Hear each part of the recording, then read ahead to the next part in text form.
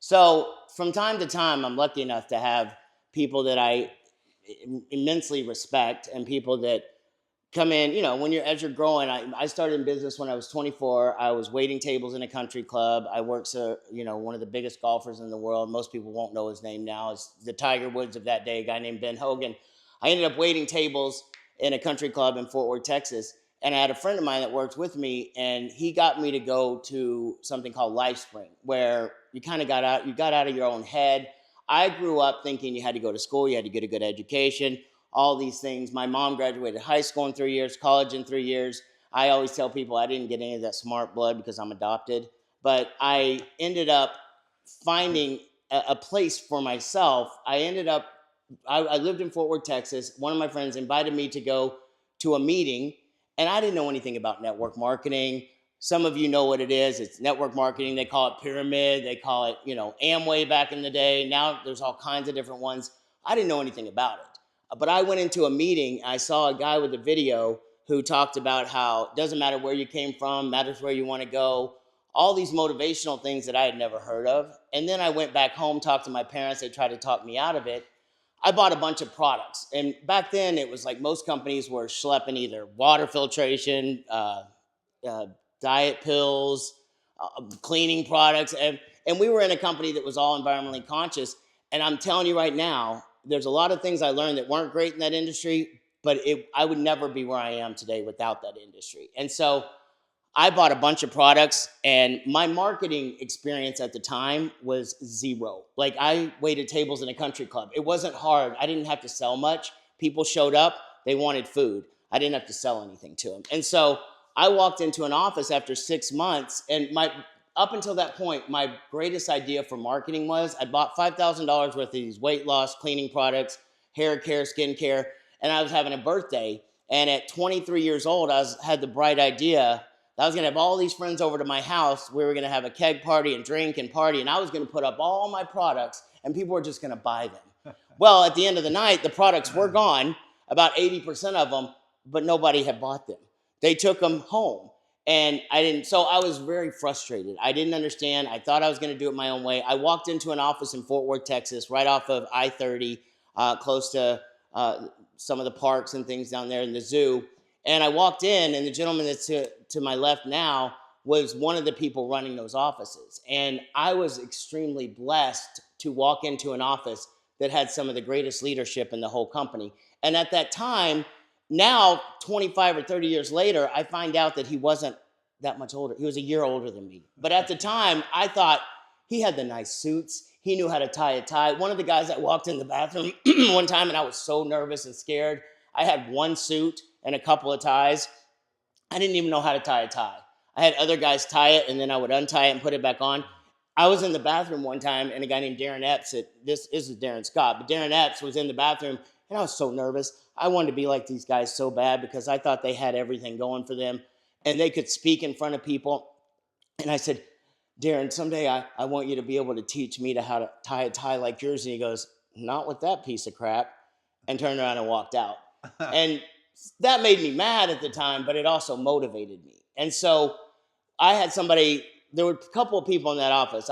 Some of you seen videos of a friend of mine named Jerry Broder. He's been one of my mentors. There's a guy named Bill Gold who's one of my mentors. But I had people in an office like Darren Scott, who Darren was always positive, always excited, always motivated.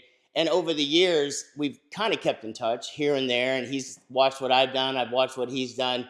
And about a month ago, we really started in earnest talking. And about a week or so ago, he came down to Florida. Now we're in Texas. We're working on a business together in the roofing industry. But I really, really am excited because I wanted to kind of get his story, how he got into business, kind of the things that he's seen over the years. Because anybody that says they're only successful and never had any ups and downs is a liar. But most people don't ever talk. Like, I'm so open book. I mean, I have people all the time go, oh, I have a friend of mine, Clint, goes, everything Paul touches turns to gold. No, it doesn't.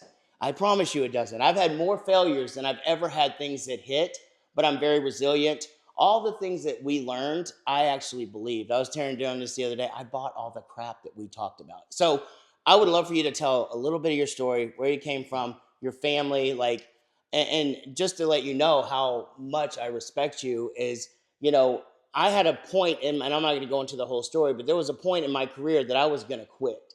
And if it wouldn't have been for Darren, I told him this the other day, and he didn't even remember it. But if something hadn't happened, and he hadn't had that confidence and that resilience to give me something inside of me that I didn't have at the time, I don't know where I would have ended up. So I'd love to hear your story a little bit. Okay. Well, I'll tell you, you are a natural salesperson, and even in that restaurant, you were selling, and you're Which, one of the most. You said that you were waiting tables. oh, yeah, yeah, Yeah, yeah. yeah. Oh, you're One of the talking about most. tonight at the Mexican restaurant. Yeah, Neither yeah, one of us yeah. could sell anything because we didn't speak Spanish. So, yeah, I grew up in a middle class, I guess you would say, family. Probably not. I don't think my dad's ever made over 60K a year. That's about how mine was. Yeah, my mom worked some, but nothing that added to the household income much. Parents were awesome. They were married until my father passed recently, so around 60 years of marriage. And I went to high school, then I went to college. I got a degree in marketing. I got a degree in economics, and then I got out, and I was like, okay, Now what? What am I gonna do? And my wife Shannon, who she had gotten. And listen, they're one of the most they're the perfect couple. Even nowadays, it's like they would be the Ken and Barbie of today, and it's disgusting, but in a good way. So Shannon was accepted to medical school.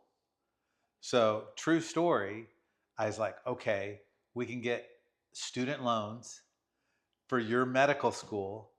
I'll go and I'll hit the driving range every day. And this is true. No wonder you can beat me in golf. And I'm going to become a pro golfer. Really? That's what I'm going to do. Yeah. And your wife's like, that sounds great. She's very agreeable. And y'all didn't have kids yet at all. No kids. Darren's going to become a professional golfer while his wife is slaving away in the healthcare system. Right.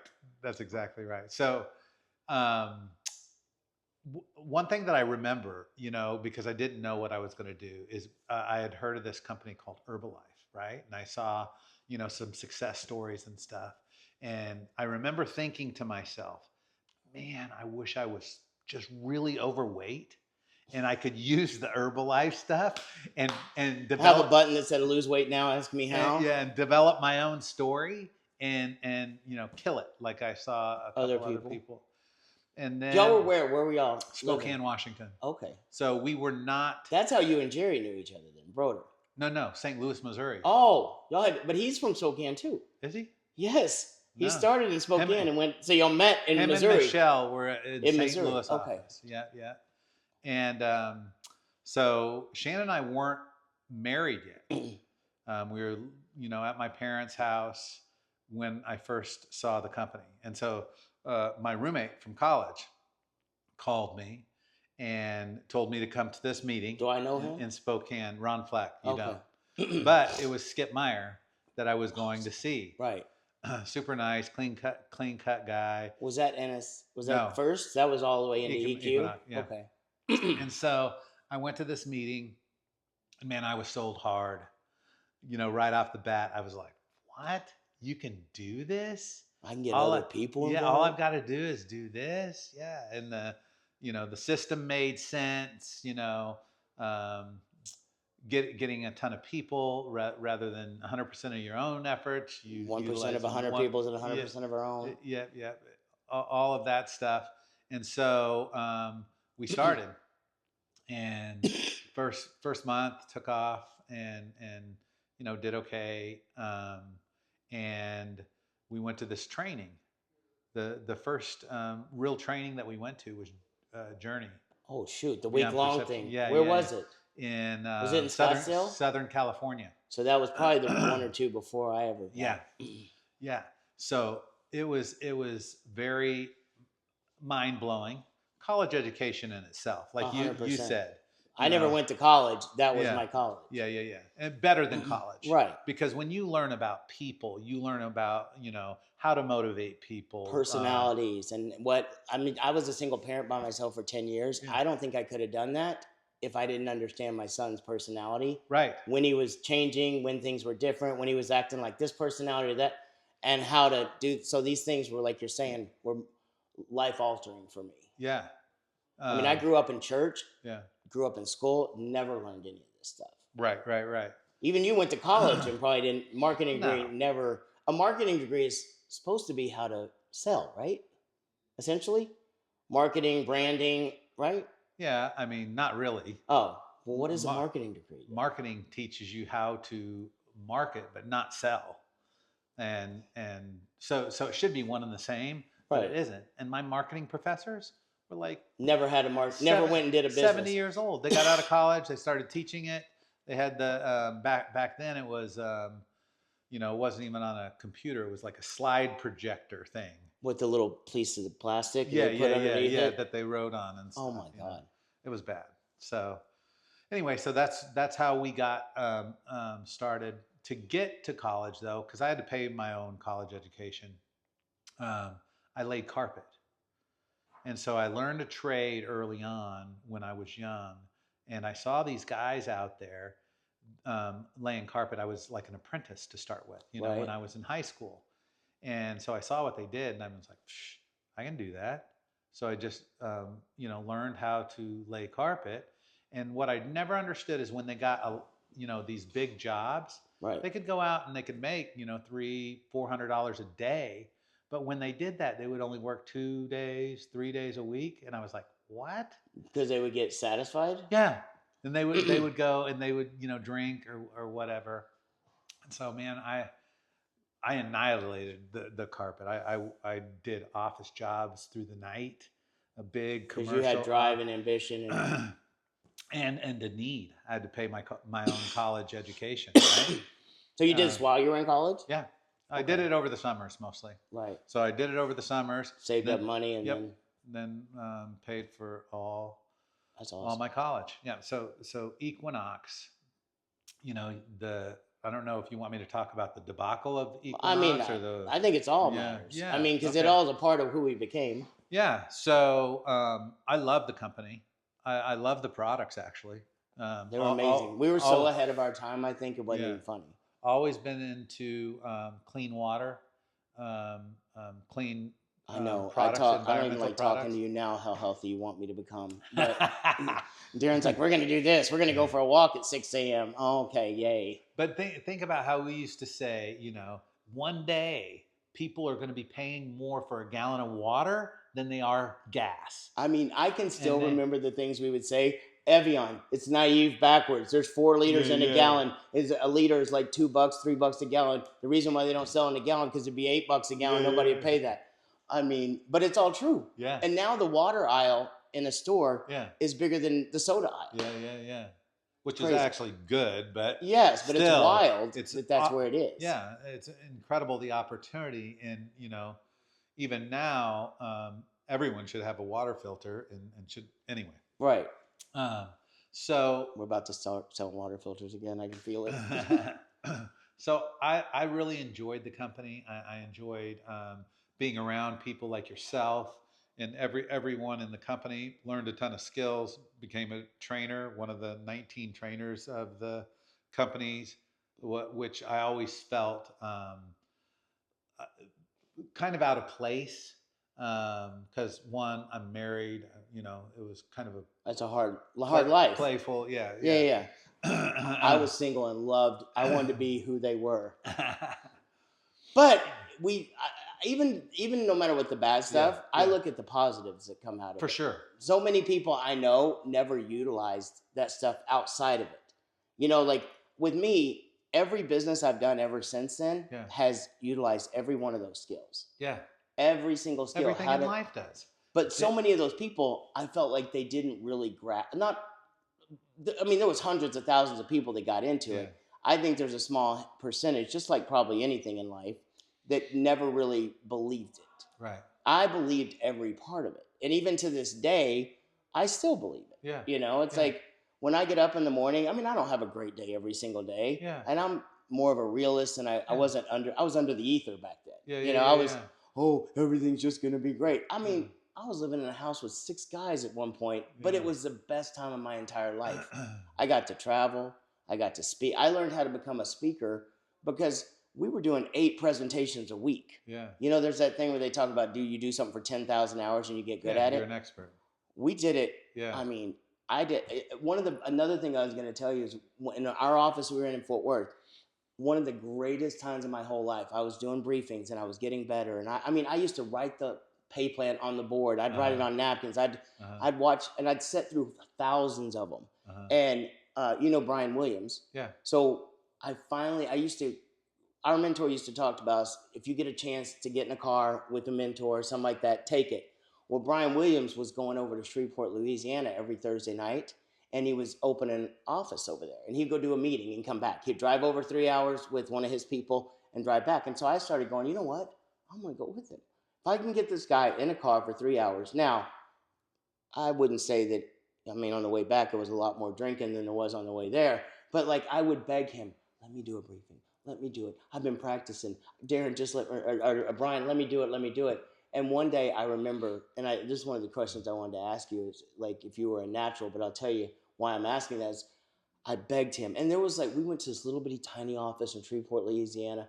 There was like 5 people in the room. And I said, can I just, and that thing, we had a briefing, we called it the front and the back. And the front was like the products. You would test the water filter, you would do a couple of things. And I was like, just let me do it. I can do it. He goes, I do it. I went up there and I was more scared than anything I'd ever been in my life. There was a corner. I did not leave the corner. There was a whiteboard right here. So let's say this was a corner. I didn't turn my back on it. I wrote the whole thing in about this much space. You know how you're supposed to write it out? Mm-hmm. I was so scared to death. And it's supposed to take like 20 minutes to do the front. It took me like 3. People knew less when they walked in than when they had come in. Less when they left. Yeah. And I saw Brian sitting outside of the door, and he was like this. I saw his face. He's like, oh, my God. And like he came back up. And the great thing about it, though, is he went back up behind me, and he's like, listen, that was Paul's first time. He made it okay. He made it. And so then we got in the car afterward, and I was like, he told the girl, take me straight to the liquor store. I can't deal with Paul. And I said, God, I really sucked. And most people in real life would go, it's okay. It's your first time. He said, yeah, you did. He goes, you sure effity blah, blah, blah, blah, blah, did. And I said, well, that's hurtful. And he goes, listen, Paul, if I tell you did good, you know you sucked. I know you sucked. But now we have a place we can start with. And he goes, this is what you shouldn't do next time. And he goes, next week, he put me up there again.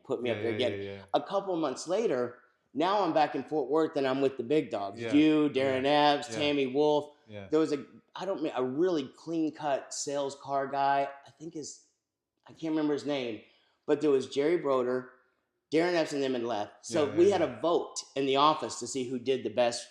You said, okay, there's too many people that don't want Paul and some of these other newer guys doing this stuff. Let's have a vote.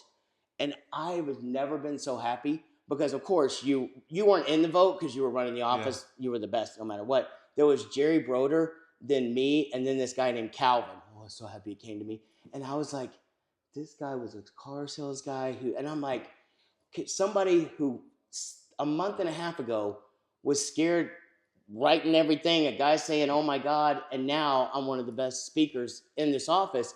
It just gave you, did you start out as a natural speaking? No. Like, not really a natural for sure, but I believed in it, like you said. So my passion, the my excitement. Conviction, my emotion was there, and always, even prior to getting involved with the company, every day was going to be a good day. You know, you're that personality. You're always smiling. You're always going. It's what you make. Sometimes I feel like I have to temper Darren because he's too happy. I'm like, I got to bring it down a little bit. But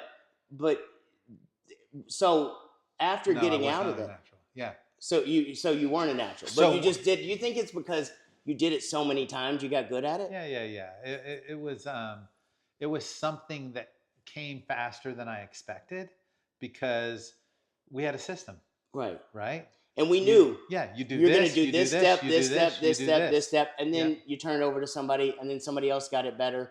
Yeah. until you got better and better And and then better you at it. learn how to overcome objections. You go ahead and attack those objections right there, so they can't enter people's minds when you're done. You Right. just take care of them right there. So after moving out of that Yeah. business, I will tell you, Darren, one time had me out selling some coupons in San Antonio, Texas. He owned a business where they were the best story I've ever got. Because Darren and them were like, come on, Paul, you can go out. They had cleaning coupons. It Yeah. was a business where you'd go out to try to get new business for these cleaners, like Yeah. laundry and dry cleaning. And we were going door to door. And I'm like, I can't do this. I'm so hot. I'm sweating my everything off here in San Antonio. And in San Antonio, Texas, we were going up and down. And I came back, and Darren's being his normal self. All right, Paul, this is awesome. How did you do? And I'm like, I sold one, and I'm never doing this again. You're like, how did you sell it? Darren's trying to be all, how'd you sell it? I said, I told the lady if she didn't buy it, y'all were never going to let me stop. And Darren started laughing. But I mean, so you morphed into traditional businesses after that, correct? Yeah. So what do you think from those times translated more into the business, like into real business? Reading people. Because if you can read people, then you can motivate them to move in whatever direction you want them to move in, no matter what you're doing in business. Right. So one of the biggest things I think I learned was I got to stop looking at it from what motivates me. Like, I know what motivates me, and it's not money. Yeah. Like, but there's certain people, money motivates them. Yeah. But more people are motivated by their kids. Right. You know, like, so did everything after that just happen easy? No, for sure not. I'll say back to not to digress. No. What we learned helped me become a better dad. You know, I've got six kids, right? Didn't teach you how to use contraceptives. It's that's with using that. Oh, okay. Oh my God, that's even worse. Woo! You had 72. So it really helped. It helps in your marriage. It helps in everything. And it also helps know when you're being a jerk sometimes. Yes. Because there's times with me, I'm like, all right, stop. Yeah. Just relax. Yeah. Like, you're going down this road because your red's coming out, or you're getting too aggressive, and this person, you're just blowing them out. Yeah. And I know how to switch things on a dime. Yeah. You know, like with my kid, I raised my son by myself for 10 years. And it's to this day, I don't know how he's alive. Because there were times I'm like, I want to kill him. But I also, it's like, and I'm not saying I'm any better or any worse, but it's like being a parent with a partner is hard enough. Trying to be a mom, a dad, an aunt, an uncle, everything to a kid is like crazy. But then you multiply that by 6 kids. You've got all these different personalities that are coming out. And you had boys, you had girls, you had different hormones at different times. Like, you had to utilize all those skills. Yeah. And just attack every day, made sure that they knew that they could make the best of every day as well. And I always did. But after we got done with Equinox, it morphed into a ton of different traditional companies. Like you, I did mortgage a little bit. It was when Texas allowed the credit, the bad credit loans. Oh, when you could write on a piece of paper, I'm a housewife, I'm a house cleaner, and I make $300,000 a week. Yeah, I tell people, listen, when they go, oh, when the crash happened, I said, well, I helped with that. Because it did. Like, it made it up. But I even used what we learned back in those days. Yeah. I built a team of people. Yeah. And those people, like, I think what we learned in that business, and it'll morph into what I really wanted to talk about, with what you and I are doing now, is building teams of people. Yeah. I think is extremely valuable. Yeah. Because if you're only one responsible for your own income, you're in big trouble. Yeah. But most people don't know how to build a team. So if you and I are able to, like in the mortgage business, I would get guys in that were younger, and I'd say, listen, I'm going to get you to hammer the phones. And one of those, 3 of those people to this day, two of those people to this day are still really good friends of mine. One of them does all the sound at my seminars 15, 20 years later. And then one of them that you met the other night, Pedro, he started out as a kid that came from another country, had a student visa, came in, didn't speak hardly any English. And I just said, listen, I'm going to utilize the skills I know. Mm-hmm. This kid speaks Spanish, and I became friends with him, and Mm-hmm. I poured into him, and I became, and now this kid, he's not a kid anymore. He's 35 years old, owns 3 businesses. He has financial full control over everything I have, knows everything more than I do in my own finances. And it's only because I built that relationship. Mm-hmm. And I think more than anything is a lot of the relationships that I built with people like you. Mm-hmm. We may not see each other for 20 something years, Yeah.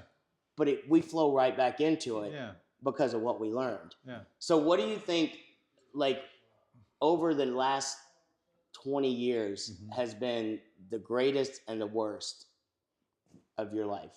Like, not necessarily an exact thing, but like just like in business. yeah, like what do you think helped you the most, and what do you think was more detrimental to you? Like, I wouldn't say anything's been detrimental to me. It might have been detrimental to my finances at the time, something like that. Um, do you you think know, a I, lot of people, when they have ups and downs, because I mean, I've had way more yeah, failures than I've had, yeah, yeah, yeah, positive things. I mean, I yeah, woke up one morning after I got divorced with 7 cents in a bank account. yeah, Instead of getting mad about it, yeah, which I was mad, don't get me yeah, wrong, yeah, I went and started a company that day called 7 Cent Seminars, yeah, because I was like, I'm not going to let this get me. But I think a lot of times people get mired down in the failure, yeah, for sure. and they don't come out of it. It's not a matter of getting knocked down. It's a matter of getting back up. But do you think most people No, don't? They I don't get past it, right? correct, They get knocked down once and they don't get up again. correct. It's like, I'm glad that I failed. Yeah. I know it sounds crazy, but I mean, I have a business for the last couple of years that hasn't done what I wanted to go where I know. Then what we're doing now within the roofing realm, I was open to an opportunity that was, and I've sunk $2 million into one of my businesses. It wasn't, and it's still going, and it'll still grow, and it may Yeah. still flourish. But I was open enough to go, you know what? Instead of going down the tubes with this and keep going down this road, I'm going to pivot, Yeah. and then get my mojo back, Yeah, get my yeah. excitement back. And what's happened in the last couple of weeks with what we have going and the team we put together, I think is amazing. But I want to hear your thoughts on what it takes to get over that kind of stuff. Like, Okay, because so you and I both been down at the bottom. Yeah, back to your question as far as the greatest successes. I started a company in 2006. I had invested in a company similar to it, but it didn't do well. Right. So I had them pay my money back to me and let them go off on their own. And so I did it on my own. And then by 2010, we were doing 30, 40 million a year. And by 2014, I had a net worth of $100 million and had 24 companies. We had started we were the #1 app development company in the United States at the time. Holy mackerel! For I didn't even know this. Yeah, I had a sports and marketing company called BAM PR and Marketing, where I think we had 112 athletes that we would sign up at brands with True Religion and So y'all were handling athletes and helping marketing and yeah. Really, it was almost like a mentorship for the athletes. My partner in that was a football player from UT who I kind of took under my wing and financed. So, as you know, when you start gaining some success in business, people come and talk to you, and then you pick and then you invest in the people that you want to work with, right? That have good ideas. And so in 2015, I told you about the lawsuit that I had that crushed all of our business. And it was, in my opinion, one of the biggest scams ever. Right. But what it does is it opens your eyes to know that not everything that you see is the way that you think it is by what you see, right? So, I mean, I told you that we had upset certain political individual Right. that had asked us not to do business in their state, and we sued them for fraud. Which did nothing but stir up the Did hornet's nothing nest, but stir up the hornet's nest, and really brought the whole thing. everything down. So when you look at things and you go, if I could go back, would I do something different? Might have in that situation. But with that being said, what did we learn from that? So much. You know, there's a saying that you and I both know: would you rather be right or rich? Rich. You know. Um, There's many times I'd much rather be right. yeah. It sucks and it's dumb, but Well, it's like sometimes you get yeah, into that deal. Like you said, if you would have made this one turn, yeah. everything would have been Well, fine. the problem is we knew that they were wrong, Right. that we were doing everything right, right? Maybe we should change it to would you rather be right or would you rather them take everything? Yeah. I mean, because even if you're right sometimes, it doesn't matter. Yeah. You know, it's like I knew I was right in some of the things that went on with my divorce and my child, and she emptied 7 safety deposit boxes. But it's like I knew I was right, and everybody was like, "You're wrong. You're the bad person, Paul." And I was like, you know what? I'm just gonna shut my mouth. I'm gonna be a parent. I'm gonna get up. I mean, I was getting up at 6:30 in the morning, taking this kid to school. I was building a business. I was working in the drug and alcohol. I would work all day long, and then at night I would build my business behind the scenes. You know, I mean, I've lost everything probably 3 times in my life. But one of the things I found every time I lose, the next thing is bigger than the thing Right, before. right. And it's like, I believe in God, and I know you do too. Yeah. And it's like, I believe God goes, okay, that was nice. You had something, but I got something bigger for you. And it's like every single time, like one of the things when I was 24 and I got started in that business and I was sitting in a seminar and I saw this guy mesmerizing people on stage, I was like, that's what I want to do. And not necessarily I wanted to be rich. I wanted to be able to impact people in a positive way. My parents were missionaries. They wanted me to be a pastor. I tell people all the time, I like the F word way too much, so I didn't know if I was going to go down that road. But now my mom even tells me, you get to influence people's lives and business more than you probably ever would have been a preacher.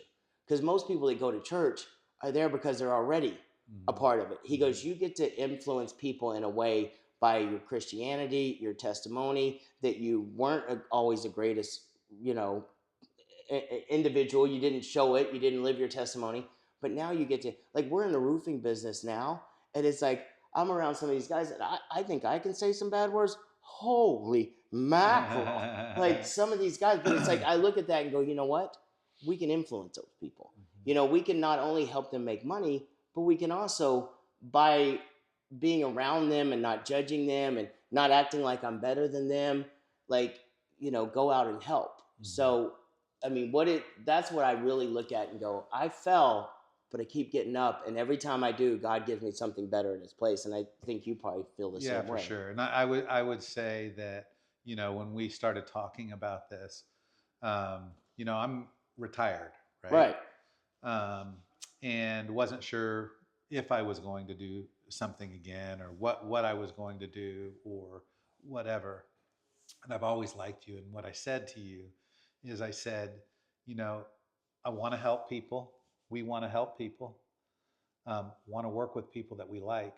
Don't want to work with people that um, that Right. drive us nuts every day, and want to make an impact on the world I've in a had more positive fun way. in the last 2 months building this one business Yeah, than the last company that I helped build that was $1 billion company. yeah, And we haven't made anything yet. yeah, yeah, And the reason is because, like my friend Ken, yeah, Ken came to me and I yeah, said, I'll finance this thing. yeah, I'll put the money in. yeah, And watching him work, yeah, like, and I know when his story, and as he goes along, he'll tell it as he gets more and more involved. He's not a person who wants to be on camera, but watching him come from being a drug addict, yeah, and he's been clean for 15 years, but watching how hard this guy works, yeah, working for his family, and he's not greedy. He's not one of those people that's going, oh, I want this or I want that. He went and brought us a deal, and most of as we going along, we're getting into the commercial roofing and the residential roofing business, and that is not something that I sit there and go, God, please give me roofing. This is so fired up and exciting. Roofing is not exciting, but the more I learn about it, the more excited I get about it, because I'm like, everything has a roof. Everything has a foundation in a building. So the roof and the foundation and the walls are the most important part. But if you don't have a roof, everything else gets ruined.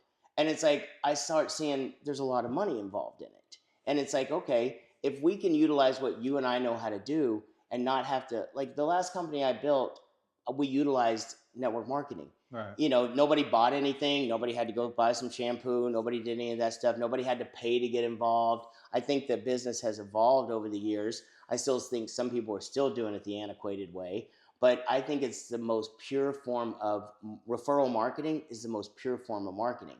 And the last company that I had was in the employee retention tax credit. We built teams of people. They didn't have to qualify for the check. They brought people in. We helped people. And I look at the same thing with this.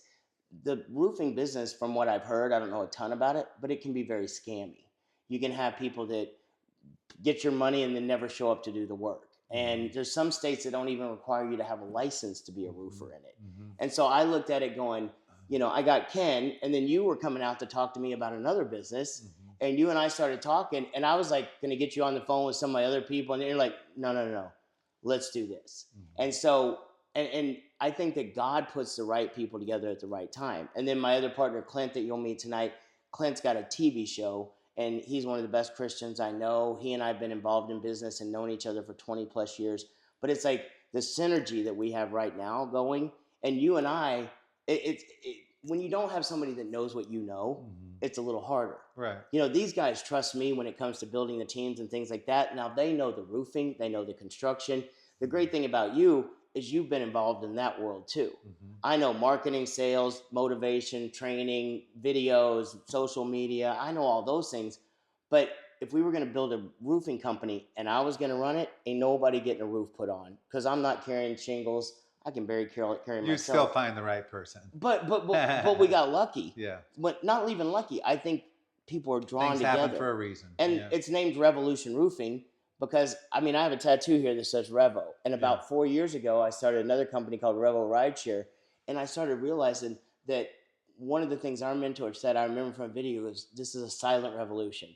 You're going around tapping people on the shoulder going, hey, there's a different way over here. And the same thing with what we're doing. I feel like doing what we're doing, we don't have to spend money on advertising. We can go out and build teams of people. I can motivate those people. I can help them. I can utilize the skills we have, and then I can get the customer a better deal. Like our customers can save money because we don't have to spend millions and hundreds of millions of dollars on advertising. Everybody knows something. So what drew you to what we're doing now the most? You. Well, I appreciate that. Wanted to work with. I set that up just perfectly so he could say that. I understand what the numbers are. I understand the need for good people in the industry as well.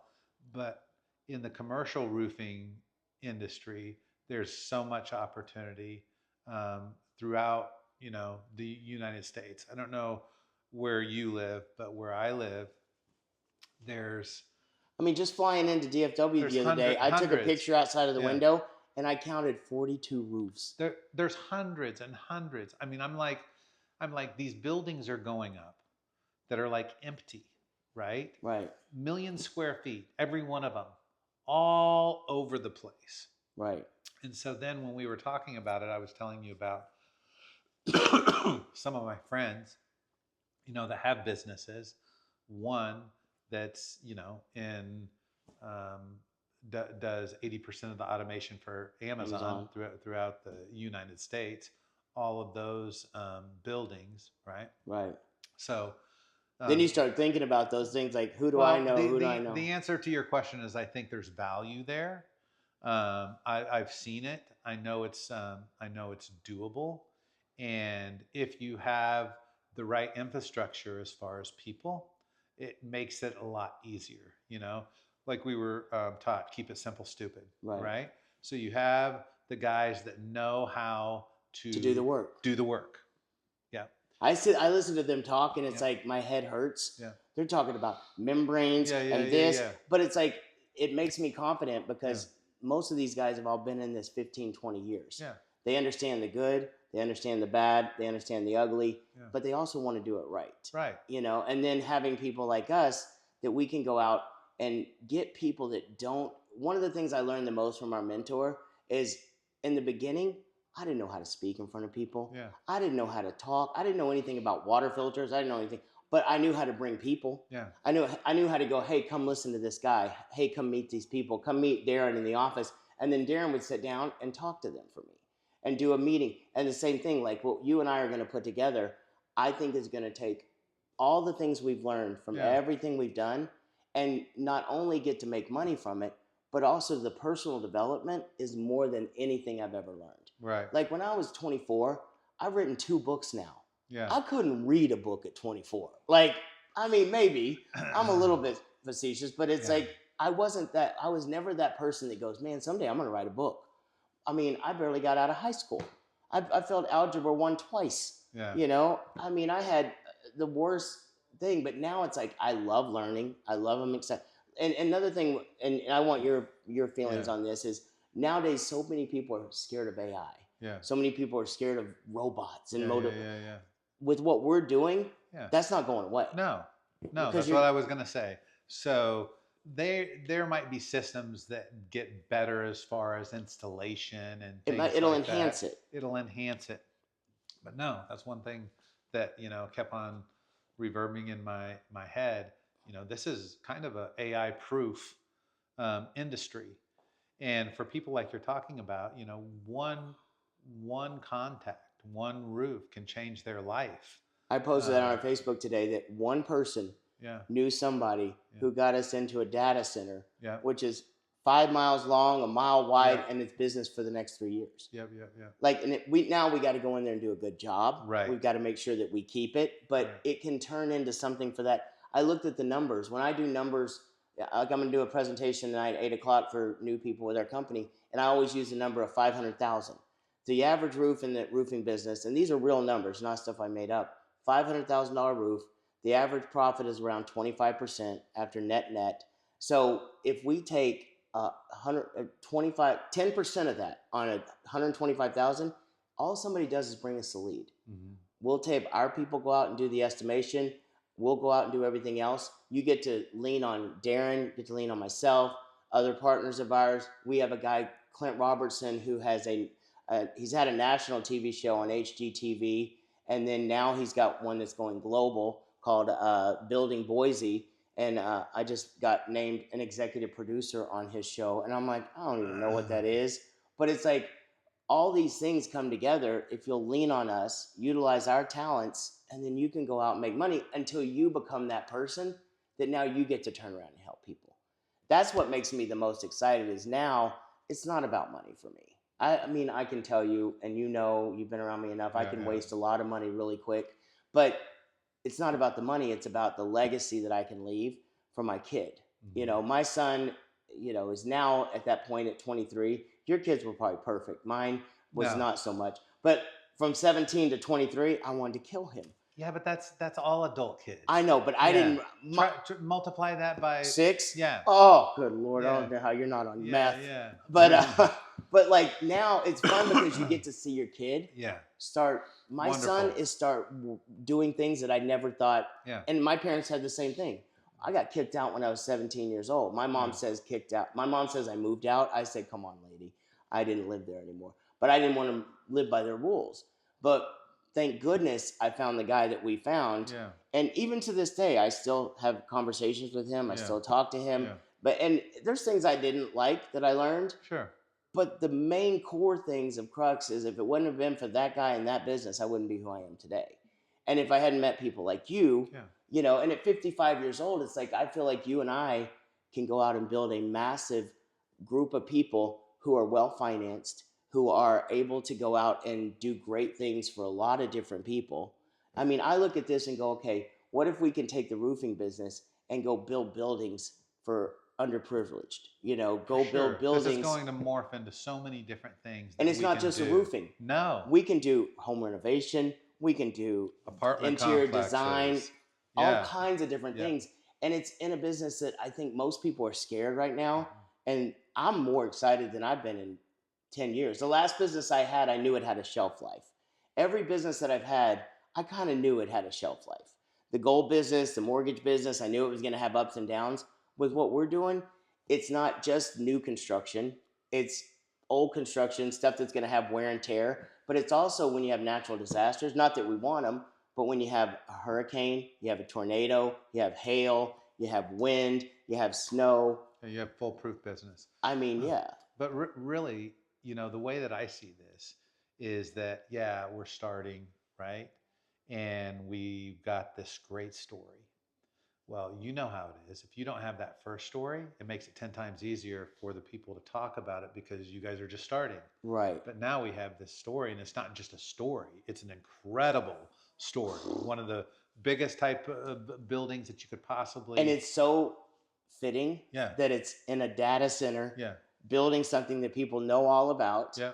And like now I look at a roof in a whole different way. Yeah. When we were driving down the street, Yeah. just coming, I'm like, oh, there's a roof that needs to be redone. Like, and it's I look at that and go, what if our people could get that? What if and then the residual part of it. You and I always believed in residual income. Yeah. Our product, I was always taught by our mentor, find a product that nobody has, everybody needs, it gets used up and has to be replaced. Well, with roofs, they don't get replaced every week, but there's maintenance contracts. There's things that we can do to help keep their stuff. Like another thing that we're doing is you're going to meet tonight at dinner a public adjuster, which I didn't even know what a public adjuster was. But a public adjuster is somebody that goes in and looks at your insurance policy. Your insurance company is there to keep you from getting as much money as you should. Now you think it's like the government. The government, we're here to help. I'm just kidding, government, don't come after me. But there's a part in there where it's like, okay, now you got to, I didn't know what a public adjuster was, but now they take your policy, they look at everything, and they make sure you maximize everything you're supposed to get. So it's like, these are things I look at and go, we can offer these and you and I will look at every aspect of, hey, here's overcoming objections. I think overcoming objections is the greatest skill that I've ever learned. And now, I don't care what business it is. I don't know why, but you could tell me that I got to go sell, there's a pool table here. If somebody gave me objections of why a pool table isn't good, I could overcome those objections. And I know nothing about pool tables. Yeah. But it's because of a skill that we learned. You start looking at the positives of everything as opposed to the negatives. You could easily be an attorney or anything like that and use that skill set. One thing that I'm excited about in this industry that I think when we're talking about it morphing to, right? So we've got roofs. We've got a group of people. You've heard of Robin Hood. Mm-hmm. Right? So you know what Robin Hood does? Take from the rich and give to the poor? No. Oh, the Robin Hood, the trading company. The trading app? Yeah. Oh, okay. I thought we were about to start stealing roofs and giving them to poor people. Reddit and Robin Hood. Okay. So it takes a group of people, right? Oh my gosh, I didn't even think about this. A group of people and a little bit of finances from each one. Pro rata share, and then they invest in something. And they invest in stock or whatever. The way that I see this going down is we develop this awesome group of people, and there will be people that have always wanted to invest in multifamily real estate or whatever the case but may never be, could. but never could. And so we take those group of people and we do that, and we have our roofing company. It puts the roof on all of our buildings, all of those types of things. At a cheaper rate than they normally would get. So you're maximizing your profitability and you're helping people that have never been. Like, that's something I am not a big investor. Yeah. Like, I had to get a mortgage on my condo that I bought. It's a $2.6 million, and I wanted to kill myself because I just hate the process. But like you're saying, if we had a bunch of people that are well-financed, that we could have somebody that's experts in that. They don't even have to be well-financed. But I'm talking about a bunch of people together are well-financed. Yes. And then you have people that are great at that. Yep. Yep. And we know these people know they have their best interests. Like my goal has always been to build a company that impacts people in a positive way on a global scale. Yeah. And I think, my rideshare company, I know it can happen with that. Yeah. But with this, there's roofs all over the world. Yeah. Like, there's so many different things that we can morph this into to help people. And I think it starts with one by one. Yep. You and I got to do a meeting tonight at 8:00 on a call there'll probably be 15 or 20 people in there. But you and I used to do meetings when go into a new office and there'd be 5 people. Yeah. And then it'd go to 10. And then we were doing trainings with 20,000 people. And I feel like this is going to be the same thing. And the people that we have involved are what makes me the most excited about this. You, our partner Ken, Clint, myself. I think God brings the right people together at the right time. And I also think he lets you have all of these experiences your whole life till you finally, he goes, all right, you're ready for this. And I mean, to be able to get one of the first deals we've got from one contact, from one person, now it's going to open up people's eyes to go, I need to talk to I know people. that. Yeah. I need to go talk to people. This is real, And then when you get more people, success begets success. For sure. When I would go into an office and I'd see the first thing I ever got in an office, I'm going to be honest. The reason why I got started in the business is I saw a tape with a guy that was wealthy and he talked about changing the environment. I didn't care about the environment at 23. I thought it was a girl you saw. That's exactly it. The environment was fine, but the woman that had the greatest legs I'd ever seen in my whole life, and the guy had a check for $15,000. I'm like, if they'll give me a check like that, and I can be close to a woman without her calling the police, I'm in. But then it became more, and my eyes opened to going, now, 25, 30 years later, it's like, how many people can I help? It used to be how fast could I make? Now it's how many people can I help? How much money can I help them make? Yeah. Because I've learned that the more people I help, I'm taken care of. Yeah. I don't need much. I don't need 20 watches. Yeah. I have business partners that have watches that are $300,000. Yeah. That's just not me. Yeah. Now, that's great for them because they help a lot of people. But for me, I'm like, all right, what can we do in a very short amount of time? I look over the next 12 months between you and I, we'll set goals of how many people we can help, and it's going to go wild. So that's probably about it. So what do you think, like, what would you give, like, as a closing thing, the most important thing for your whole adult business life to you? Like, what is a skill or a quality or a characteristic for you that you think is the most important for a human being to get when they're younger or older? To not let what people say, distract you or get you down in any way, shape, or form. I have a saying that, and I probably learned it from our mentor, but a person's opinion is worth as much or as well as the person is doing in the field that they're giving their opinion in. Right. Right. And so if I was getting advice as far as marriage, right, I wouldn't go to Me to get it. You. Yeah. It's funny. I tell people all the time whenever one of the guys, Brian Williams, when I first got in the business, he goes, what is something that you respect about your parents? And I'm like, my parents act like they're teenagers.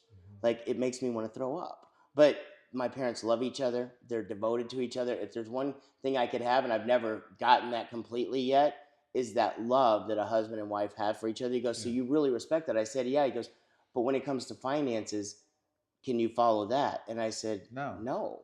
So I had to find other people that become that rich dad, poor dad. Yeah. Now, my parents are amazing in it. And for a long time, it was hard for me because I'm like, well, maybe I should be more of a servant missionary heart. But I wanted more. Yeah. But now it's like I can respect what they do in that. But I found other people that I could respect. Yeah. And you can do mission work. Right. And make a lot of money. I'm able to help more people now than I ever could. Like, I have a lady in Florida she's like this tall. Yeah. She helps women that have been trafficked. She like goes out to these laundromats. One of the things she told me, she goes, I go to these laundromats and I help people. These women will come to the laundromats that are being trafficked and taken advantage of by men because men don't want to go to the laundromat. And she sets up at these laundromats, and she called me the other night. So, and I 100% one of the ones that kind of nobody really knows a lot about it, but I give her a lot of money. I show up and speak at her events, and she's like this lady. She used to have safe houses. She's like I was like, what are you, like Dirty Harry? She had a gun. Family members have threatened her, and I was like, because of what I'm able to do financially to help her, she's able to help the downtrodden, the people that probably nobody wants to talk about. Nobody wants to do those things. So I think that what we're going to do is way bigger than just roofing. Yeah, you yeah, know? yeah, for sure. Yeah. So awesome. Well, I appreciate you doing this, and I can't wait for us to do more of this kind of stuff, and start training and teaching people all those things that we know and utilize them in this business.